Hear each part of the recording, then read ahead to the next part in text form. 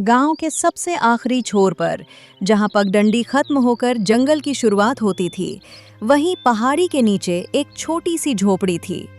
पत्थरों, लकड़ियों और फूस से बनी वो झोपड़ी मोहन के लिए ही उसका महल थी। उसी झोपड़ी में मोहन अपनी पत्नी सावित्री और अपनी 9 साल की बेटी रानी के साथ रहता था। गरीबी बहुत थी, लेकिन मेहनत और ईमानदारी उससे भी बड़ी थी। मोहन के पास बस 2 छोटे खेत थे, वही उसकी दुनिया और वही उसकी उम्मीद थे। सावित्री, मैं खेत जा रहा हूँ। घास निकालना है क्योंकि फसल को कीड़े खाने लगते हैं। मैं जल्दी लौट आऊंगा। आप रोज यही कहते हैं कि आज थोड़ा जल्दी लौट आऊंगा, लेकिन शाम ढल जाती है, अंधेरा उतर आता है। रानी दरवाजे पर बैठी आपका इंतजार करती रहती है और आप तब लौटते हैं जब उसकी आंखों में नींद उतर चुकी होती है। खेत आपकी मेहनत समझता होगा मोहन, लेकिन एक छोटी बच्ची अपने बाबा की कमी कैसे समझे? मैं जानता हूँ सावित्री, जब रानी सोते सोते भी मेरा नाम लेती है ना, तो खेत की मिट्टी भी मुझे भारी लगने लगती है। लेकिन क्या करूं? अगर मैं इन 2 खेतों से मुंह मोड़ लूं, तो घर का चूल्हा भी मुझसे मुंह मोड़ लेगा।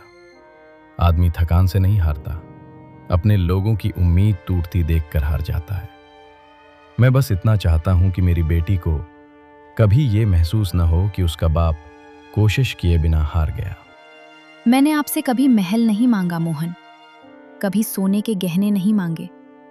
बस इतना चाहा है कि आप खुद को इतना मत तोड़ो कि एक दिन ये खेत हरे रहें और आप सूख जाओ। आपकी मेहनत पर मुझे गर्व है, लेकिन आपकी चुप्पी से डर लगता है। गरीब आदमी की चुप्पी ही उसका सबसे बड़ा शोर होती है सावित्री। हम बोलते कम हैं, लेकिन सहते बहुत ज्यादा है। दुनिया हमारी आवाज नहीं सुनती, बस हमारी मजबूरी गिनती है। तभी अंदर से छोटी रानी बाहर आती है। उसके हाथ में मिट्टी से बनी एक गुड़िया थी। बाबा देखो, मैंने नई गुड़िया बनाई है। इसका नाम भी रानी है। लेकिन ये वाली कभी रोती नहीं, क्योंकि इसके बाबा हमेशा जल्दी घर आ जाते हैं।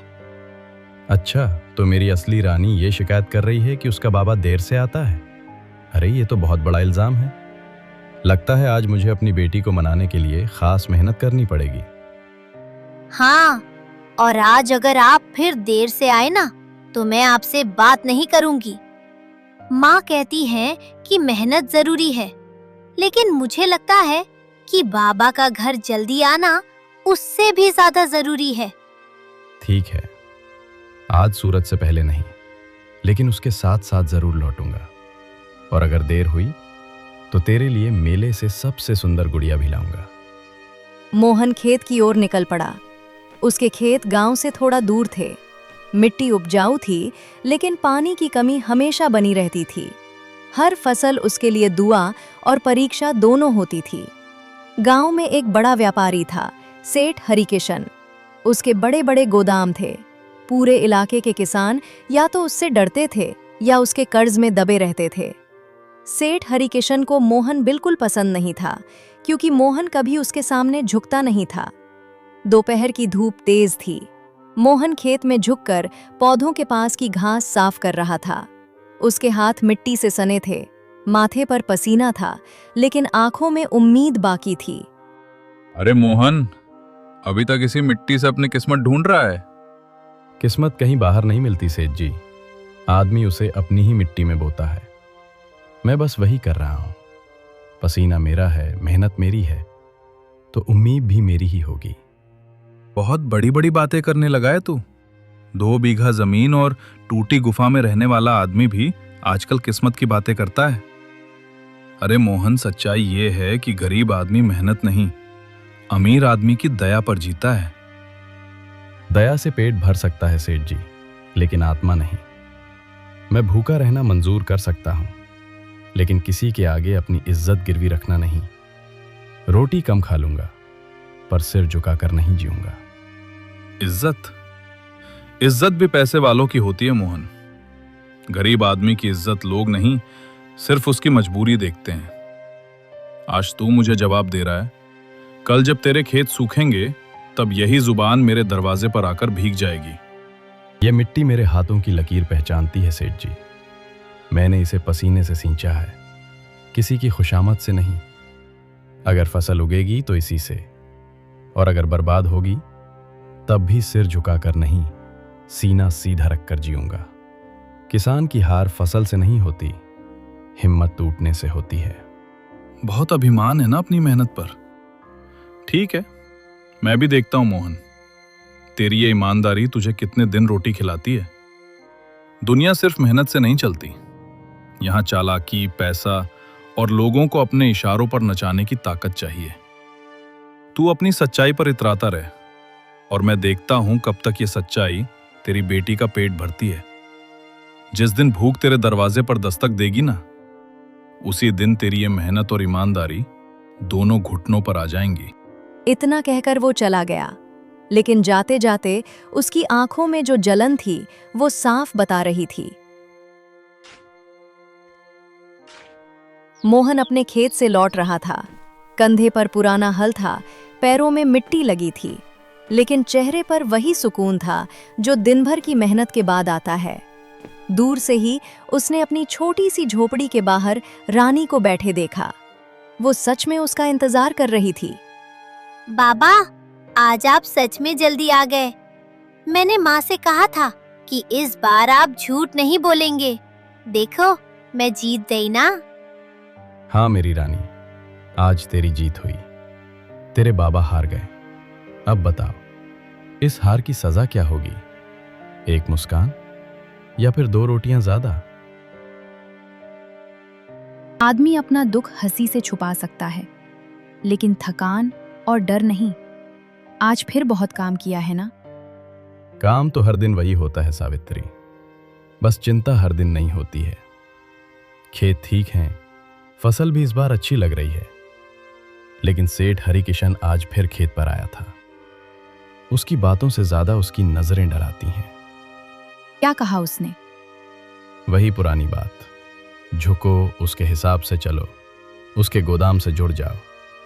और जब मैंने मना किया तो उसकी आंखों में साफ दिख गया कि अब वो चैन से नहीं बैठेगा। उसे ना सुनने की आदत नहीं है। मुझे उसी आदमी से डर लगता है मोहन। गरीब आदमी की दुश्मनी भी छोटी होती है, लेकिन अमीर आदमी की जलन पूरे घर को खा जाती है। वो सीधा वार नहीं करता, धीरे धीरे आदमी की सांसें कम करता है। डर मुझे भी लगता है। मैं पत्थर नहीं हूं सावित्री। मैं भी हर रात सोचता हूं कि अगर कल कुछ बुरा हुआ तो, लेकिन फिर रानी का चेहरा सामने आ जाता है। मैं चाहता हूं वो अपने बाबा को झुकते हुए नहीं, लड़ते हुए याद रखे।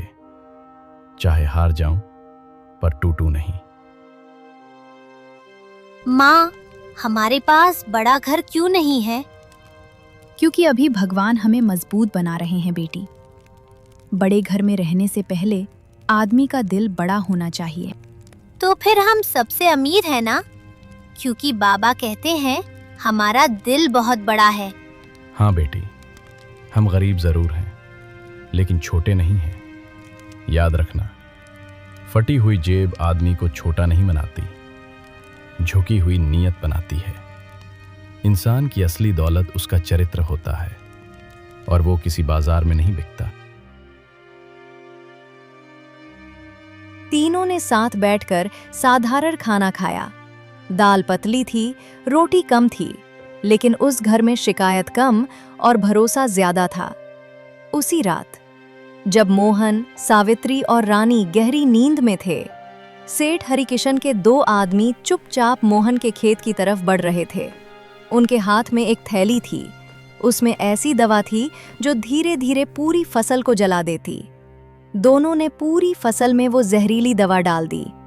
हवा चल रही थी, और उसी हवा के साथ मोहन की कई महीनों की मेहनत बर्बादी की तरफ बढ़ रही थी।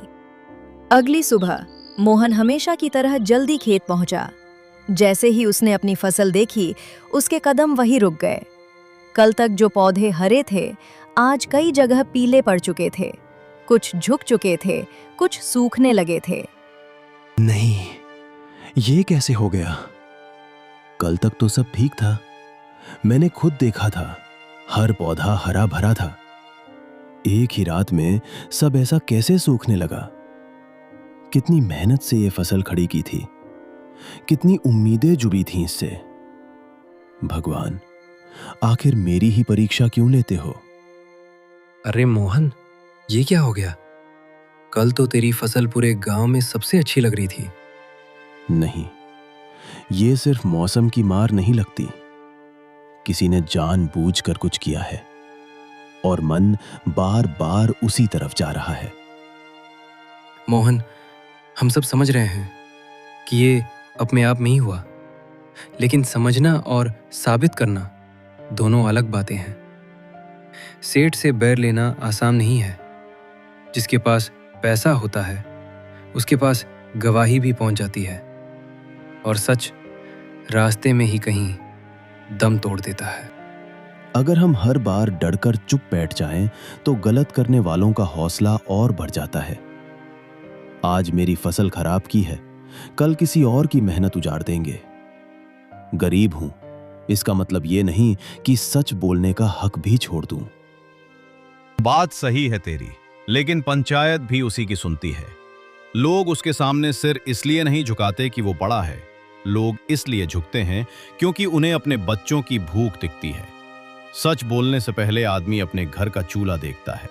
मैं भी अपना घर परिवार देखता हूं भाई, बेटी की जिम्मेदारी समझता हूं, पत्नी की तकलीफ भी देखता हूं। लेकिन अगर हर बार डरकर चुप रहूं तो कल अपनी ही नजरों में छोटा पड़ जाऊंगा। मैं ऐसा नहीं कर सकता। मोहन काफी देर तक अपने खेत के बीच खड़ा रहा। सूखी पड़ती फसल उसकी आंखों के सामने ऐसे लग रही थी जैसे किसी ने उसके सपनों का गला घोंट दिया हो। मिट्टी वही थी, मेहनत वही थी, लेकिन रात भर में सब कुछ बदल चुका था। गांव के 2 किसान अब भी उसके पास खड़े थे। दोनों जानते थे कि यह साधारण बात नहीं थी, लेकिन सेठ हरिकिशन का नाम लेने की हिम्मत किसी में नहीं थी। मोहन ने आखिरी बार अपने खेत को देखा और घर की तरफ चल पड़ा। रास्ते भर उसके कदम भारी थे। हर कदम पर उसे वही सवाल काट रहा था, अब घर जाकर क्या कहेगा? झोपड़ी के बाहर सावित्री लकड़ियां जमा कर रही थी। तभी उसकी नजर दूर से आते मोहन पर पड़ी। मोहन को इस तरह खड़ा देखकर वो तुरंत परेशान हो गई। क्या हुआ? आप इतने परेशान क्यों लग रहे हैं? खेत में कुछ गड़बड़ हुई है क्या? सुबह से आपका चेहरा उतरा हुआ है। साफ साफ बताइए मोहन, यूं चुप रहकर मेरी चिंता मत बढ़ाइए। हमारी फसल खराब हो रही है। रात भर में जैसे सब बदल गया। पौधे पीले पड़ गए हैं, कई तो बिल्कुल सूख गए। जितनी उम्मीद थी सब हाथ से निकलती लग रही है। नहीं, ऐसा मत कहिए। इस बार की फसल पर ही तो हमारा सब कुछ टिका था। बीज भी उधार लिया था, मेहनत भी पहले से ज्यादा की, दिन रात एक कर दिए थे हमने। अगर ये फसल खराब हो गई तो घर कैसे चलेगा? हम कैसे संभलेंगे? मुझे तो लगता है ये उस सेठ हरिकिशन का ही किया धरा है, क्योंकि ना तो कोई तेज बारिश हुई, ना ही मौसम की ऐसी मार पड़ी। फिर हमारी ही फसल आखिर सिर्फ क्यों बर्बाद हुई? तुम्हें भी ऐसा ही लगता है? मुझे सिर्फ शक नहीं है, पूरा यकीन है। जिस दिन वो खेत देखकर गया था उसी दिन मन घबरा गया था। उसकी बातों में ही कुछ ऐसा था। वो सामने से कभी कुछ नहीं करता, लेकिन चुपचाप ऐसा वार करता है कि आदमी संभल भी नहीं पाता। मुझे पहले से डर था। हाँ, और अगर सच में वही है तो इस बार मैं चुप नहीं बैठूंगा। मेरी मेहनत को यूं बर्बाद करके कोई आराम से नहीं रह सकता। कोई भी कदम सोच समझ कर उठाइए, सिर्फ गुस्से में फैसला मत लीजिए। जिसके पास ताकत और पैसा हो उसके खिलाफ खड़ा होना आसान नहीं होता। मैं आपको रोकना नहीं चाहती, बस इतना चाहती हूं कि आप किसी मुसीबत में ना पड़ें। मेरे लिए सबसे जरूरी आप हैं, बाकी सब फिर से कमाया जा सकता है। और मैं ऐसे डर कर नहीं रह सकता सावित्री। गरीब होने का मतलब ये नहीं होता कि हम अमीर लोगों की गुलामी करें। मैं मेहनत करता हूं, उसी से अपने घर का पेट पालता हूं। अगर आज ये सब चुपचाप सह लिया तो हर बार दबना पड़ेगा। सेठ हरिकिशन जैसे लोगों की आदत होती है गरीबों की मजबूरी का फायदा उठाना, लेकिन मुझे ये मंजूर नहीं है सावित्री। तभी वहां गांव का एक आदमी आया। मोहन, पंचायत में बुलावा आया है। सेठ हरिकिशन ने पंचायत बुलाई है। कह रहा है कोई बड़ा मामला है और तुम्हारा नाम भी लिया है। मोहन, ये कौन सी नई चाल है? उस हरिकिशन की पंचायत में हमें जाना था। खेत हमारा बर्बाद किया गया है, लेकिन इस हरिकिशन ने पंचायत बुला ली। ये जरूर उसकी नई चाल है। चलो सावित्री, रानी को यहीं छोड़ दो। मैं अपनी बच्ची को ये सब सुनने देना नहीं चाहता। चलो, हम तुम चलते हैं।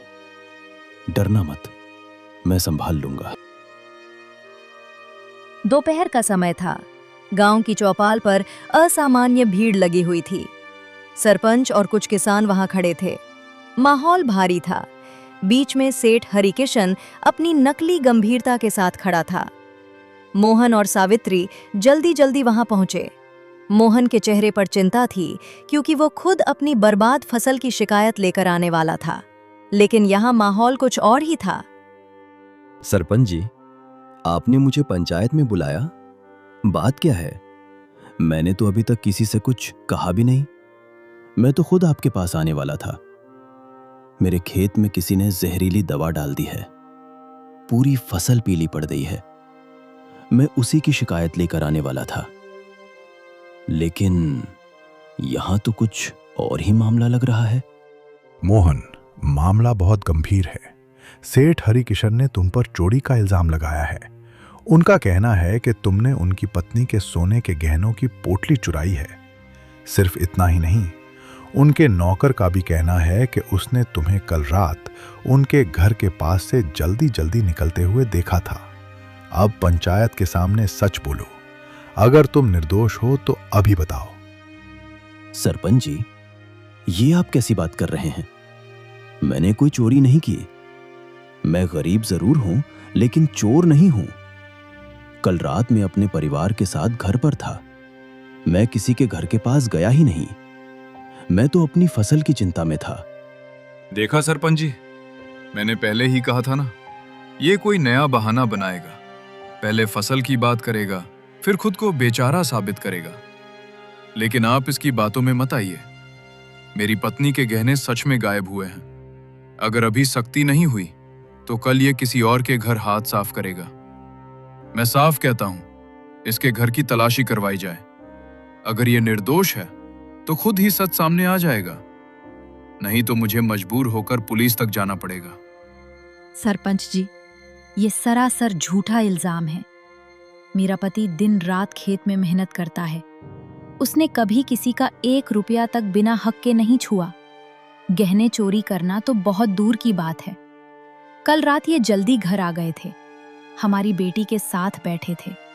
ये सब झूठ है और मुझे साफ दिख रहा है कि ये सेठ हरिकिशन की नई चाल है। पहले खेत बर्बाद करवाए, अब इज्जत पर वार कर रहे हैं। जुबान संभाल कर बात कर सावित्री। बिना सबूत के मुझ पर इल्जाम लगा रही हो। गरीब होने का मतलब ये नहीं कि हर बार सहानुभूति मिल जाएगी। और अमीर होने का मतलब ये नहीं कि हर झूठ सच बन जाएगा सेठ जी। बस, पंचायत में ऊंची आवाज नहीं, सच की आवाज चलेगी। सावित्री, मैं तुम्हारा दर्द समझता हूं, लेकिन मैं इस गांव का मुखिया हूं। बिना सबूत के कोई फैसला नहीं दूंगा। अगर इल्जाम लगा है तो उसकी तह तक जाना मेरा फर्ज है। मैंने गांव के 2 भरोसेमंद आदमियों को तुम्हारे घर भेज दिया है। वे अंदर बाहर हर जगह ध्यान से देखेंगे। जो सच होगा वही पंचायत के सामने आएगा। थोड़ी देर बाद सरपंच के भेजे हुए दोनों आदमी तलाशी लेकर वापस सरपंच जी के पास आ गए। सरपंच जी, ये पोटली मोहन की झोपड़ी के बाहर लकड़ियों के नीचे इस तरह दबी हुई मिली है जैसे किसी ने जल्दबाजी में छुपाई हो। ऊपर से इसे एक कपड़े से ढका गया था और वो कपड़ा मोहन का ही निकला। ये सुनते ही मोहन जैसे पत्थर का हो गया। सावित्री भी एक पल के लिए सन्न रह गई। नहीं, ये नहीं हो सकता। मैंने चोरी की ही नहीं तो ये गहने मेरे घर के बाहर कैसे मिले? मैं कसम खाकर कहता हूं, मैंने इन्हें कभी नहीं देखा। किसी ने मुझे फंसाने के लिए ये सब किया है। देखा सरपंच जी, मैंने कहा था ना, ये मोहन ऊपर से सीधा साधा बनता है लेकिन असल में बहुत बड़ा चोर है। अब तो सबूत भी सामने है।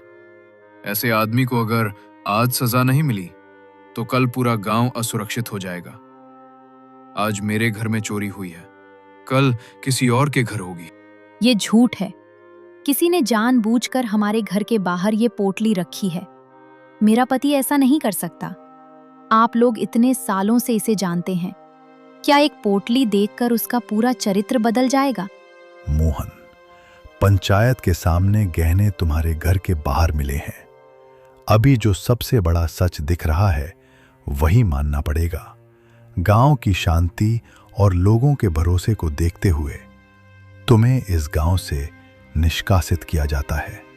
आज से तुम और तुम्हारा परिवार गांव छोड़ दोगे। सरपंच जी, आप मुझे सजा दे दीजिए, लेकिन मुझे चोर मत कहिए।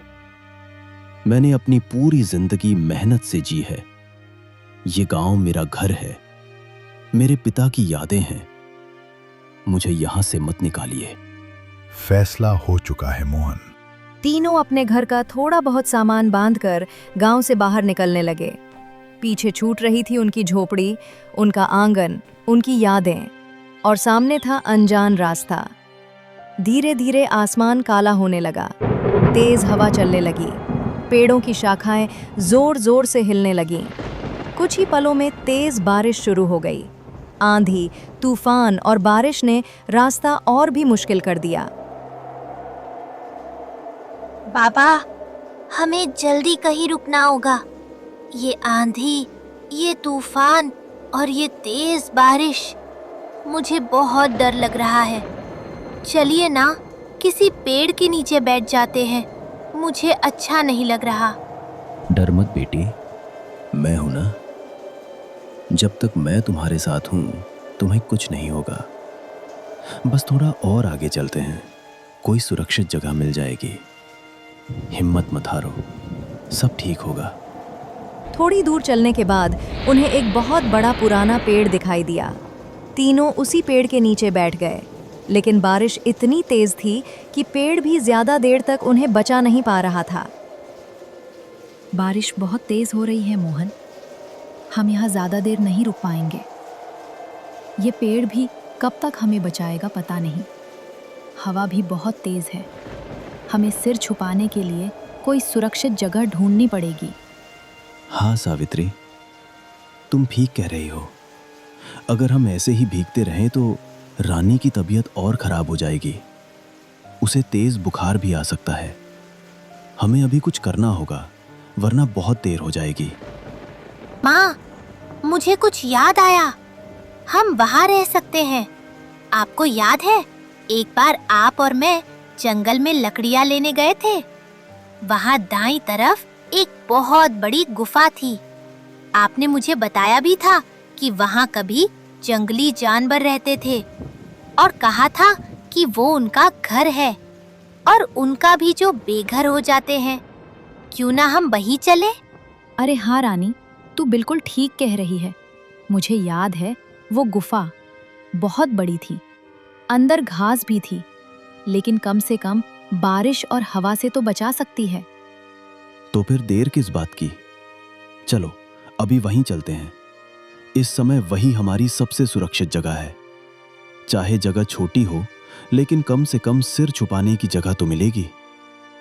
तीनों तेज बारिश में भीगते हुए उस दिशा में चल पड़े। रास्ता फिसलन भरा था, हवा जोर से चल रही थी, लेकिन अब उनके पास उम्मीद थी। कुछ देर बाद उन्हें पहाड़ी के पास वही गुफा दिखाई दी। तीनों गुफा के अंदर आ गए। बाहर तेज बारिश और हवा की आवाज गूंज रही थी, लेकिन अंदर थोड़ी राहत थी।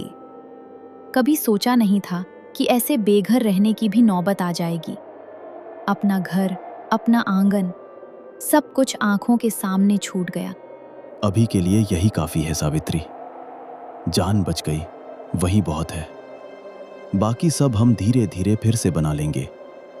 भगवान ने सांसें बचा दी, यही सबसे बड़ी दौलत है। तुम चिंता मत करो। जब तक हम साथ हैं, कोई भी मुश्किल हमें हरा नहीं सकती। आज भले ही हालात कठिन हैं, लेकिन कल जरूर बेहतर होगा। तुम्हें मुझ पर भरोसा तो है ना सावित्री? जो दुनिया वाले मुझ पर इल्जाम लगा रहे हैं, इन सब बातों से कहीं तुम्हें भी मुझ पर शक तो नहीं? मोहन, मुझे आप पर पूरा भरोसा है और आप कोई भी ऐसी गलत हरकत कर ही नहीं सकते। चाहे ये दुनिया, ये समाज, ये लोग कुछ भी कहें, आपसे शादी के दिन से ही मुझे आप पर गर्व है, क्योंकि आप निडर, स्वाभिमानी और ईमानदार इंसान हैं। आप कभी किसी के आगे झुके नहीं। आपने जितनी मेहनत की उसी से हमारा पेट भरा। आप चाहते तो सेठ हरिकिशन के साथ मिलकर घोटाला कर सकते थे, उसके चोरों वाले धंधे और घपले में साथ दे सकते थे, लेकिन आपने सच का रास्ता चुना और इसी वजह से मैं आपके साथ हूं और हमेशा रहूंगी। सच जरूर सामने आएगा मोहन, और दुनिया को पता चलेगा कि आप चोर नहीं हैं। गांव में सेठ हरिकिशन अपने घर में बैठा मुस्कुरा रहा था। वाह, मोहन को गांव से निकलवा दिया।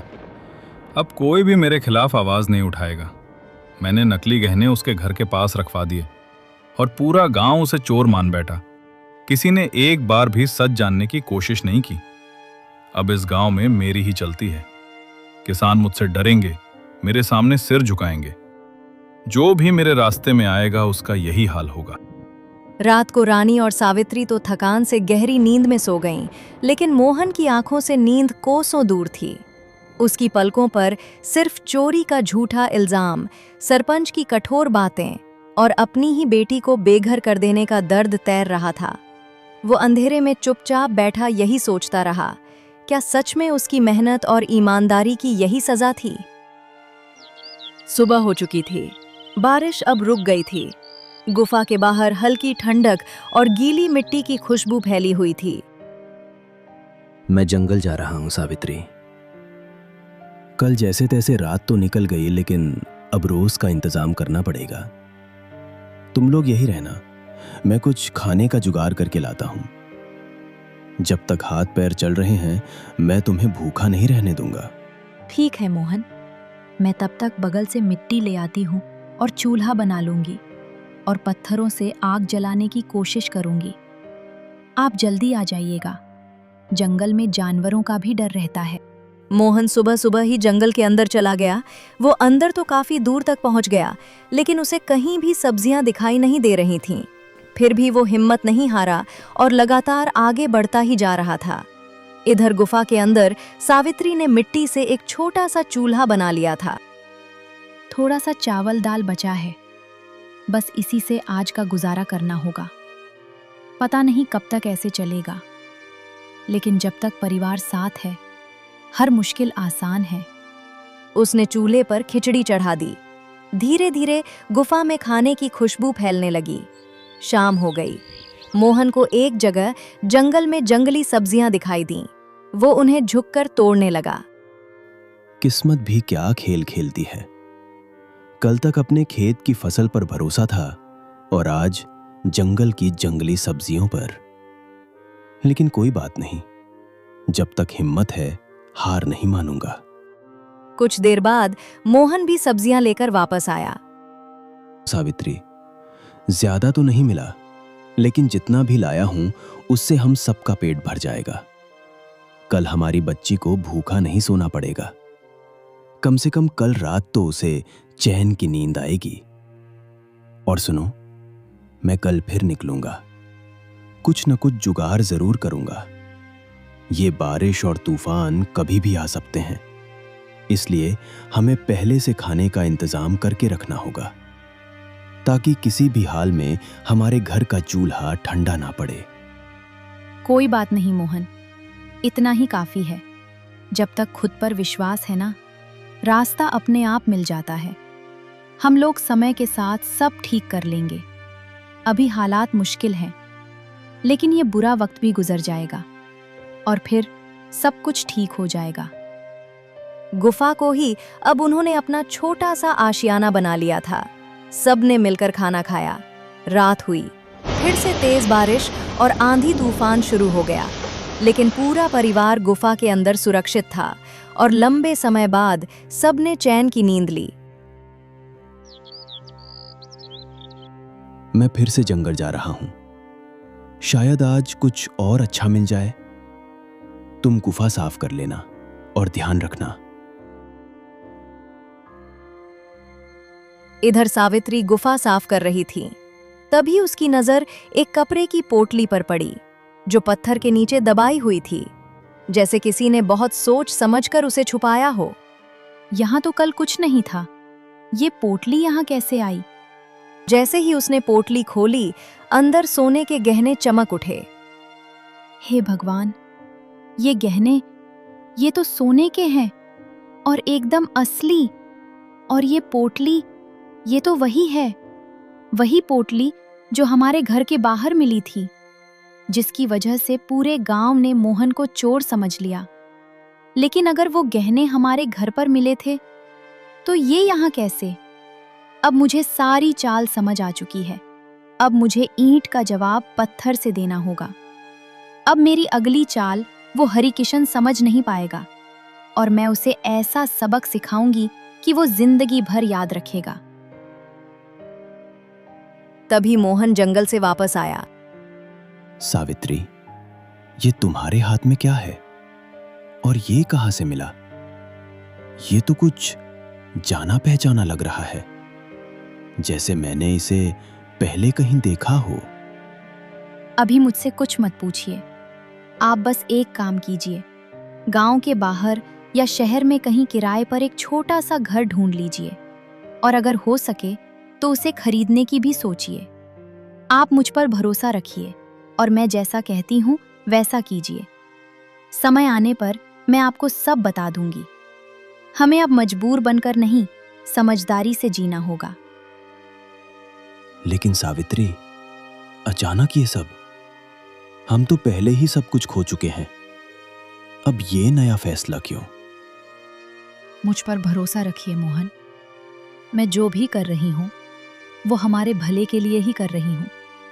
सब कुछ ठीक हो जाएगा और कुछ लोगों का घमंड भी जरूर टूटेगा। आप बस मेरा साथ दीजिए। हम गरीब हैं लेकिन बेवकूफ बिल्कुल नहीं। ठीक है सावित्री, तुम जैसा चाहती हो वैसा ही होगा। बस इतना ध्यान रखना कि तुम सुरक्षित रहो। मुझ पर पहले ही इल्जाम लग चुका है। मैं नहीं चाहता कि तुम पर कोई आंच आए, लेकिन मुझे तुम पर पूरा विश्वास है। तुमने जरूर कुछ बहुत अच्छा सोचा होगा। मैं हमेशा तुम्हारे साथ हूं। भाग 2 में मजेदार धमाका होने वाला है। क्या आप सब तैयार हैं भाग 2 के लिए? कमेंट जरूर करें। नमस्ते दोस्तों, मैं हूँ निधि। अगर कहानी पसंद आए तो लाइक जरूर करें